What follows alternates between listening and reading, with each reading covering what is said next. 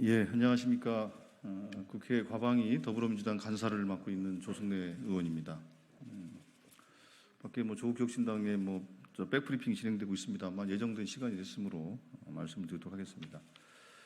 21대 국회의 마지막 과방위 전체 회의를 열어서 국민들이 궁금해하시는 라인 사태, 그리고 방심위 선거방송심의위원회의 정말로 부당한 언론 탄압 행위들에 대해서 짚어보고 밀려있는 산적한 법안들을 처리하기 위해서 전체 회의를 열고자 했고, 오늘 어느 정도 회의가 진행되는 곳으로 가닥이 잡혔습니다만 결과적으로 회의가 열리지 못하게 됐습니다. 이 관련해서 저의 말씀드리고자 이 자리에 섰습니다. 마지막까지 국민을 실망시킨 국민의힘 과방위는 부끄러움을 알기 바랍니다.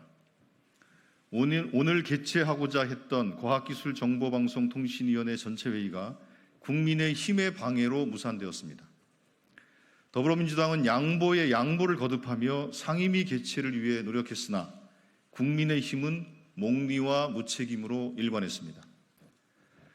더불어민주당은 지난달 총선 직후부터 산적한 현안과 법안을 논의하기 위한 과방위 개최 요구를 해왔습니다.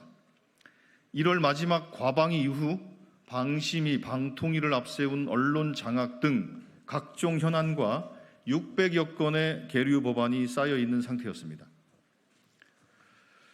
그러나 국민의힘은 묵묵부답으로 일관하다 라인 야후 사태로 국민의 분노가 커진 지난 16일에야 조건부 개최로 선회했습니다.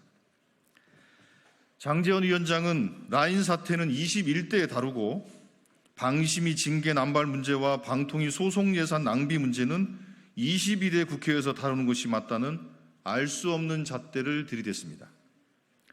진위가 의심스러웠지만 민주당은 원만한 상임위 개최를 위해 개회 요구를 철회하고 간사 간 협의에 나섰습니다. 그러나 국민의힘은 더 강경한 태도로 라인 야후 사태 이외에는 그 무엇도 논의할 수 없다며 버텼습니다. 민주당은 21대 국회 마지막 소회를 교환하는 것으로까지 양보했으나 이 또한 받아들이지 않았습니다.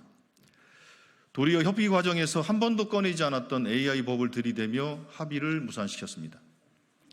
상임위 개최 의지를 의심할 수밖에 없었습니다.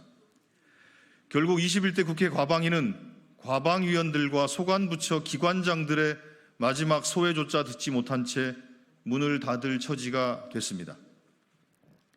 21대 국회 마지막까지 국민을 실망시킨 국민의힘 과방위원들은 부끄러움을 알기 바랍니다.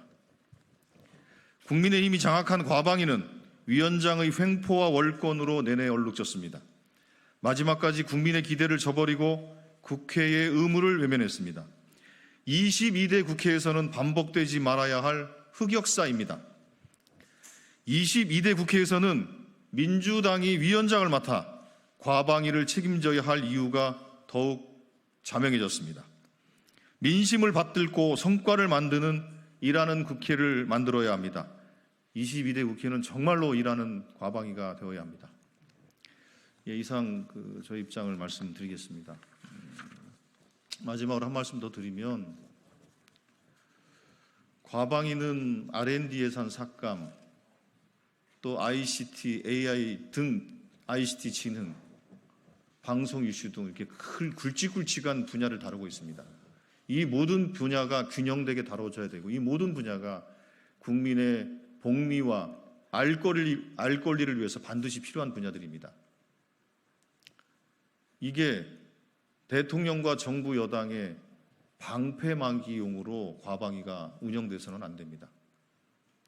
21대 과방위가 우리에게 준 교훈이라고 저는 생각합니다. 22대 국회 과방위는 정말로 국민들을 위해서 일하는 과방위가 되어야 하고, 그래서 저희 민주당이 책임지고 운영하는 것이 맞다. 다시 한번 분명히 말씀을 드립니다. 이상 말씀 마치겠습니다. 감사합니다. 혹시 궁금하신 것들 밖에서 여쭤보시면 답변 드리도록 하겠습니다.